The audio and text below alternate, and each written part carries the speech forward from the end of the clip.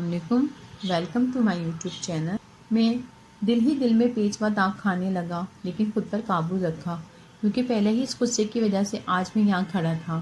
ابھی تم جاؤ، لیکن میں جب بھی تمہیں بلاؤں یا جس کام کو کرنے کو کہوں تمہیں کرنا ہوگا، اور ہاں، میری اجازت کے بغیر تم اپنے کسی خاندان کے جن سے نہیں ملو گے، نہ اپنے قبیلے جاؤ گے۔ اگر یہ میرے حکم کی خلاف ورزی کی تو میں تمہیں بوتل میں بند کر دوں گا، سمجھے تم؟ اب جاؤ اور میرے حکم کا انتظار کرو۔ اس کی بات ختم ہوتے ہی میں فوراً غائب ہو گیا اور اپنے ٹھکانے پر آ گیا۔ یا اللہ، میں کس مصیبت میں پھنس گیا، تو ہی ہے مجھے اس مشکل سے نکالنے والا۔ دل میں گریہ زاری کرنے لگا۔ میں ایک گھر کے سامنے کھڑا تھا جہاں مجھے اس عامل نے کچھ تعویذات اور جانوروں کی ہڈیاں چھپانے کا حکم دیا تھا۔ دل تو کر رہا تھا یہ سارا کچھ اس کے جسم کے گرد لپیٹ دوں، لیکن ہائے رے میری قسمت۔ خیر، ہوا بن کر میں اس گھر میں داخل ہوا اور کچھ جگہوں پر سب سامان چھپا دیا۔ ان کے گھر میں اس وقت ہلچل مچی ہوئی تھی۔ لگتا تھا گھر میں دعوت کی مختلف قسم کی خوشبوئیں پورے گھر میں پھیلی تھیں۔ میں نے بلی کی شکل اختیار کی اور کچن میں گھس گیا۔ وہاں کافی ساری مٹھائی دیکھ کر میرا دل للچا گیا اور میں نے کھانی شروع کر دی۔ اتنے میں کسی عورت نے مجھے دیکھ لیا اور چلانا شروع کر دیا۔ میں فٹ اس کے پاس سے گزرا تو اس کے ہاتھ میں پکڑا ڈنڈا میری کمر پر دے مارا۔ پورے جسم میں درد کی لہر دوڑ گئی۔ میں فوراً کچن سے نکل کر غائب ہو گیا۔ کھنڈر میں آ کر اپنی اصلی حالت میں آ گیا۔ درد کی لہریں پورے جسم میں گردش کرنے لگیں۔ میرے پاس کچھ جڑی بوٹیاں تھیں، ان کا سفوف بنا کر میں نے لگایا تو کچھ دیر بعد مجھے درد سے نجات ملی تو سکون ہوا، اور پھر میں عامل کو کوستے کوستے سو گیا۔ عامل مختلف لوگوں سے پیسے لے کر کام کرتا تھا۔ وہ کالے جادو کا ماہر تھا۔ اس کے پاس آدم زادوں کا ہجوم دیکھ کر کبھی کبھی میں سوچتا یہ تو جنات سے بھی زیادہ خطرناک ہیں۔ حسد اور جلن میں ایک دوسرے کو ہی نقصان پہنچانے میں مبتلا ہیں، چاہے اپنا ایمان ہی خراب کیوں نہ کرنا پڑے، اس سے بھی گریز نہیں۔ آج اس نے مجھے ڈرانے کا کام سونپا اور کہا کہ ایک ہفتے تک مجھے ایک لڑکی کو مسلسل ڈرانا ہے۔ نہ صرف ڈرانا ہے بلکہ ممکن ہو تو اس کے اندر سرایت بھی کر جاؤں اور باقی گھر والوں کو بھی ڈرانے کا کام کروں۔ جب اس نے حکم دیا تو میرے اندر غصہ ابل ابل کر باہر آ رہا تھا، کیونکہ مجھے اس حکم سے سننے کی عادت نہیں تھی۔ میں تو آزاد پنچھی تھا۔ غصہ کنٹرول کرنے کی کوشش میں میری آنکھیں سرخ انگارہ ہونے لگیں۔ عامل کی تیز نظر بھانپ لیا اور بولا، اے عالیہ نور، میرا حکم ماننا تجھ پر فرض ہے، اور اپنے غصے کو قابو میں رکھ ورنہ تجھے بھسم کر دوں گا۔ ابھی تجھے میں نے کچھ کہا نہیں۔ اگر تو نے مجھے للکارا تو تیرا انجام اچھا نہیں ہوگا۔ اگر تو نے میری بات نہ مانی اور مجھ سے غلط بیانی کی تو یاد رکھ میری نظر تجھ پر ہے، مجھے فوراً پتہ چل جائے گا تو نے میرا حکم مانا کہ نہیں۔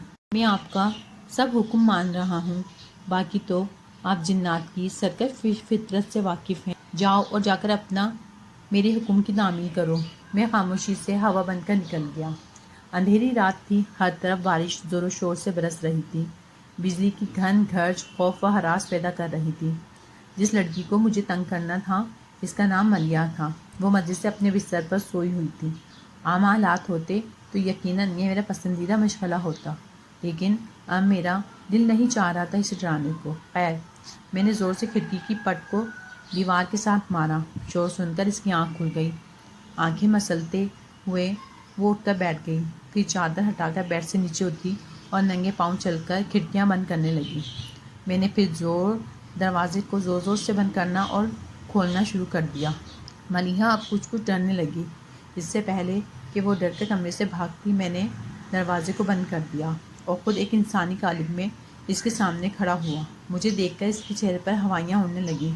وہ سہمی ہی ایک طرف کھڑی تھی۔ اس کی شکل دیکھ کر مجھے اس پر ترس آ گیا، لیکن اگر میں اپنا کام نہ کرتا تو عامل میری چلتی چٹنی بنا دیتا۔ کون ہو تم اور یہاں کیا کر رہے ہو؟ وہ اکلاتے ہوئے بولی۔ میں ایک جن زاد ہوں۔ میں یہاں سے گزر رہا تھا تو میں دیکھا تو میرے دل کو تم اچھی لگی، سوچا کیوں نہ تھوڑی گپ شپ لگا لی جائے۔ جن بھائی مجھ سے گپ شپ لگا کر کیا کریں گے؟ میں کون سا کوہ کاف سے ہوں جس کے آپ جنات کی غیبتیں کر کے دل بے ہلکا کریں گے؟ وہ ڈرتے ڈرتے بولی۔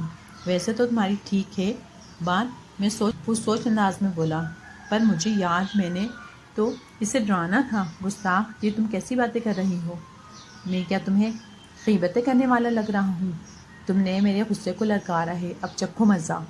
میں نے غصے سے للکارتے ہوئے کہا، میں نے خوفناک بلی کی شکل اختیار کی اور پورے کمرے کی دروازے کھڑکیاں بجانا شروع کر دی۔ میں ساتھ ساتھ خوفناک آوازیں نکالنے لگا۔ ملیحہ دونوں کانوں پر ہاتھ رکھ کر چیخنے لگی۔ شور شرابہ سن کر اس کے گھر والے دوڑتے ہوئے آئے اور فوراً اسے کھڑکی سے باہر کود دیا۔ میں دوبارہ جب ملیحہ کو ڈرانے ان کے گھر میں داخل ہونے لگا تو جھٹکا کھا کر دور جا گرا۔ میں سمجھ گیا کہ انہوں نے حفاظت کے لیے حساس کام کر لیا ہے۔ پھر میں وہاں سے غائب ہو کر فوراً عامل کے پاس پہنچ گیا۔ عامل ابھی اپنے کام سے فارغ ہوا تھا۔ مجھے دیکھ کر چونک پڑا۔ عالیہ نور، تم یہاں کیا کر رہے ہو؟ میں ملیحہ کو ڈرانے کی غرض سے گیا تھا ادھر، لیکن انہوں نے اپنے گھر کے گرد حصار قائم کر دیا ہے، اس لیے میں وہاں داخل نہیں ہو سکا۔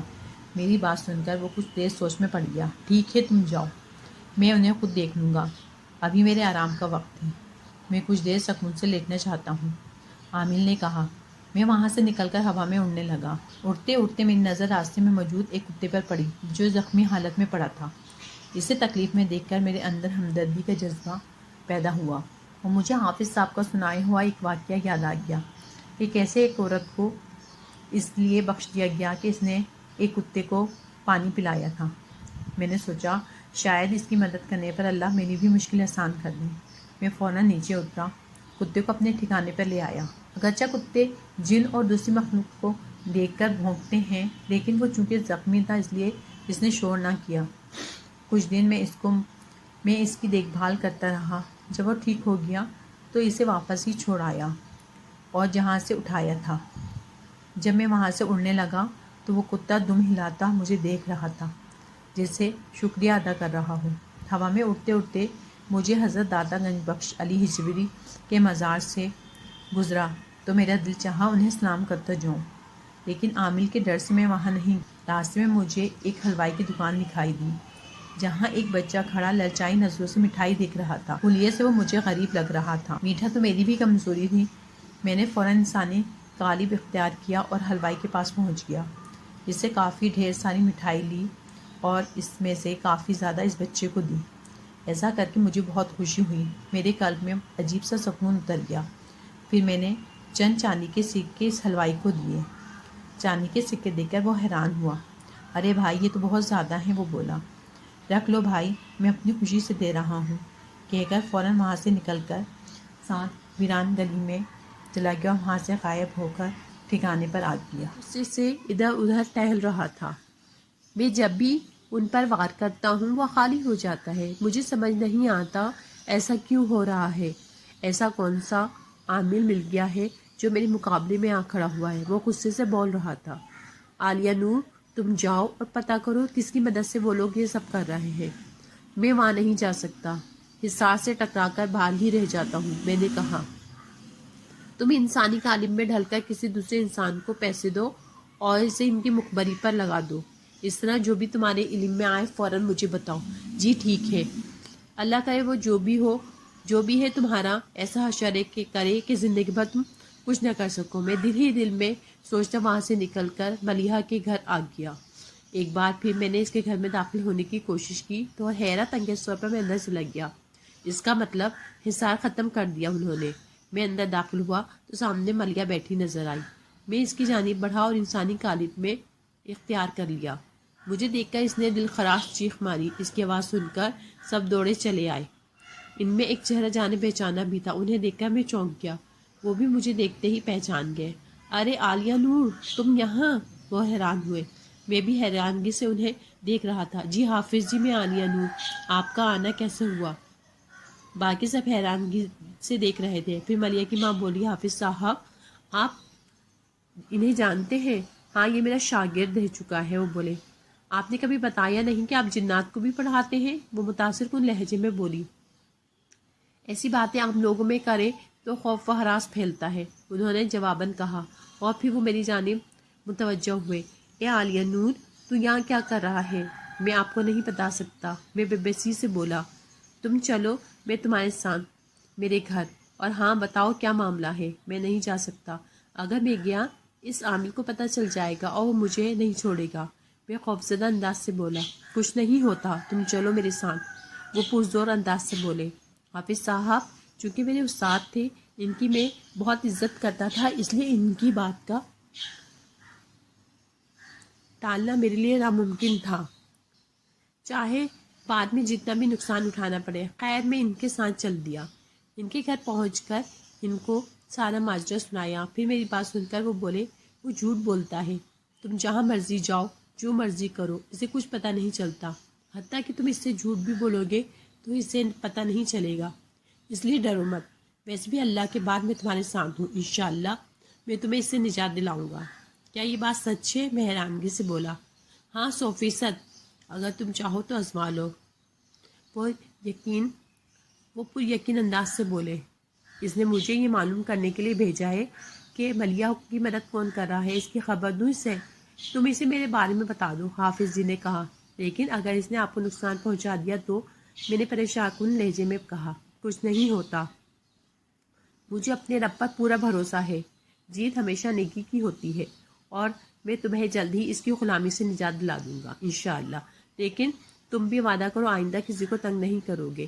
جی میں وعدہ کرتا ہوں، دوبارہ ایسے غلطی نہیں کروں گا۔ تم جاؤ اور اس عامل کو میرے بارے میں بتاؤ، باقی میں دیکھ لوں گا۔ جی ٹھیک ہے، اور میں ہوا بن کر باہر نکل گیا۔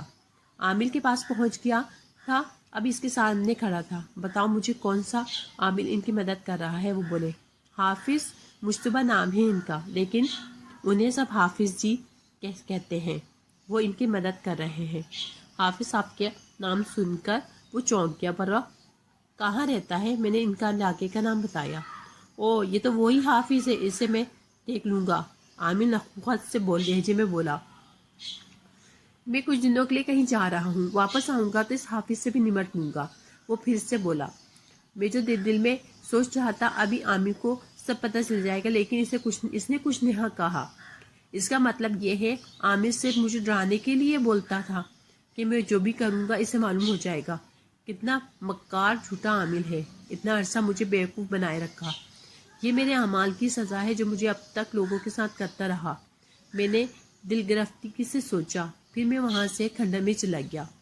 میں حافظ جی کے پاس کھڑا انہیں بتا رہا تھا، آپ ٹھیک ہی کہہ رہے تھے، اس کو پتہ نہیں چلا۔ میری بات سن کر وہ مسکرا دیے۔ حافظ جی وہ عامل تو کہہ رہا تھا کہ وہ آپ کو جانتا ہے۔ میں نے کہا، عالیہ نور وہ سچ کہہ رہا ہے، ہم ایک دوسرے کو جانتے ہیں، لیکن مجھے شک تھا کہ وہی عامل ہے، اس لیے میں نے تم سے اس کے بارے میں کچھ نہیں کہا، لیکن اب اس نے خود پہچان کر اظہار کر دیا تو یقیناً وہ دلاور ہی ہے۔ اگر آپ برا نہ مانیں تو میں مزید کچھ پوچھ سکتا ہوں؟ ہاں پوچھو، آپ کیسے ایک دوسرے کو جانتے ہیں؟ میں نے کہا، میں اور دلاور بچپن کے دوست ہیں، ہمارے درمیان کافی دوستی تھی، ہم دونوں اسکول جاتے اور گھر واپس آ کر بھی کھیلنے لگ جاتے، میں ساتھ ساتھ قرآن پاک بھی حفظ کر رہا تھا۔ یوں ہی وقت گزرتا رہا، ہم لڑکپن میں داخل ہو گئے۔ دلاور کو پیسے کمانے کا شروع سے ہی بہت شوق تھا، وہ چاہتا تھا کہ میں راتوں رات امیر ہو جاؤں، بس وہ پیسے کمانے کے نئے طریقے سوچتا رہتا۔ ایک دن میں اور دلاور درخت کی چھاؤں میں بیٹھے تھے کہ اچانک ایک آدمی وہاں آ گیا۔ حلیے سے وہ کوئی عام سا آدمی لگ رہا تھا، لیکن اس کی آنکھوں میں عجیب شیطانی سی چمک نظر آ رہی تھی، مجھے اس سے اچھی شعاعیں خارج ہوتی نظر نہیں آ رہی تھی۔ اس نے ہم دونوں سے پوچھا، تم لوگ پیسے کمانا چاہتے ہو؟ اس سے پہلے میں کوئی جواب دیتا دلاور بول اٹھا، ہاں ضرور، تو تم لوگوں کو میرا ایک کام کرنا ہوگا، یہ ایک پتلا ہے جسے تم لوگوں نے ایک گھر میں دفن کرنا ہوگا۔ وہ بولا، ہاں میں ضرور کروں گا۔ دلاور نے حامی بھری، تو ٹھیک ہے، کل صبح تم میرے گھر آنا، اس پتلے کو دفن کر دینا، میں تمہیں منہ مانگی قیمت دوں گا۔ وہ آدمی بولا، میں پورے وقت پر آ جاؤں گا۔ دلاور پرجوش انداز میں بولا۔ میں نے لاکھ دلاور کو سمجھایا کہ ایسے پتلے کالو جادو میں استعمال ہوتے ہیں، تم مت جاؤ، لیکن اس نے ایک نہ سنی اور چلا گیا۔ کام کر کے جب وہ میرے پاس آیا تو اس کے پاس خاصے پیسے تھے، پھر وہ آہستہ آہستہ اس عامل کے پاس روز جانے لگا اور مجھ سے ملنا تک کر دیا۔ میں خود ہی اس کے گھر ملنے جاتا اور اس کو سمجھاتا، لیکن وہ نہیں سمجھتا تھا۔ پھر میں نے اسے اس کے حال پر چھوڑ دیا۔ پھر کچھ عرصے کے بعد مجھے پتا چلا کہ وہ مکمل عامل بن گیا ہے، لیکن وہ وہاں سے کسی اور شہر چلا گیا ہے۔ آپ کافی دیر بعد اس کا نام تمہارے منہ سے سنا ہے، انہوں نے تفصیلاً جواب دیا۔ لیکن آپ مجھے اس عامل سے نجات کیسے دلائیں گے؟ میں نے فکرمند لہجے میں کہا، اللہ کی ذات پر بھروسہ رکھو، انشاءاللہ وہی تمہیں آزادی دلائے گا، وہ پر یقین لہجے میں بولے۔ واپس آنے کے بعد عامل نے حافظ صاحب پر قابو پانے کے لیے چلا کرنا شروع کر دیا، لیکن ناکام ہو گیا۔ خود کو ناکام ہوتے دیکھا اس سے برداشت نہ ہوا، وہ شدید غصے میں آ گیا اور اس نے ہاتھ میں چاقو پکڑ لیا۔ میں میں پاس کھڑا سب دیکھ رہا تھا. میں نے عامر کو روکنے کی کوشش نہیں کی کیونکہ میں چاہتا تھا کہ وہ حافظ صاحب کا سامنا کرے. پھر عامر حافظ صاحب کے گھر پہنچ گیا. اس وقت وہ گھر میں اکیلے تھے. حافظ صاحب کو لڑکاتے ہوئے بولا, تم ہمیشہ میرے کام میں رکاوٹ کا باعث بنتے ہو. پہلے تم روکنے آ جاتے تھے, اب بھی تم نے ٹانگ اڑائی ہے. دیکھو دلاور, یہ سب کالے دھندے چھوڑ دو, واپس اسلام کی طرف آ جاؤ. آج نہیں تو کل قبر میں جانا ہے, پھر واپسی کا راستہ نہیں ہوگا, نہ توبہ کا وقت ملے گا. حافظ صاحب نے کہا, تو میری چھوڑ, اس وقت اپنی خبر منا, میں تجھے مار ڈالوں گا. تو آج سے زندہ واپس نہیں جائے گا. دلاور نے غصے سے کہا. میں پاس کھڑا ان دونوں کی باتیں سن رہا تھا. پھر میرے ذہن میں ایک خیال آیا, کیوں نہ میں اس عامل کے اندر گھس جاؤں اور خود کو آزاد کرا لوں. یہ خیال آتے ہی میں نے اس پر عمل کرنا کا سوچا, اور جو بھی ہوگا دیکھا جائے گا. میں عامل کے اندر گھس گیا. حافظ صاحب چونکہ مجھے دیکھ سکتے تھے, اس لیے انہوں نے مجھے اس کے اندر سرایت کرتے دیکھ لیا تھا. حافظ صاحب, اب میں اس عامل کے وجود پر میرا مکمل قبضہ ہے. میں اس کی سب طاقتیں آزاد کرا دوں گا. وہ عامل کو لے کر حافظ جی کے گھر سے باہر نکل کر ایک ویرانے میں پہنچ گیا. میرے ساتھ حافظ صاحب بھی تھے. عالیہ نور, فوراً اپنا کام کر کے ہمیں یہاں سے نکلنا ہوگا, ورنہ وہ طاقتیں ہم پر حملہ کر دیں گی. جی حافظ صاحب, ایسا ہی ہوگا.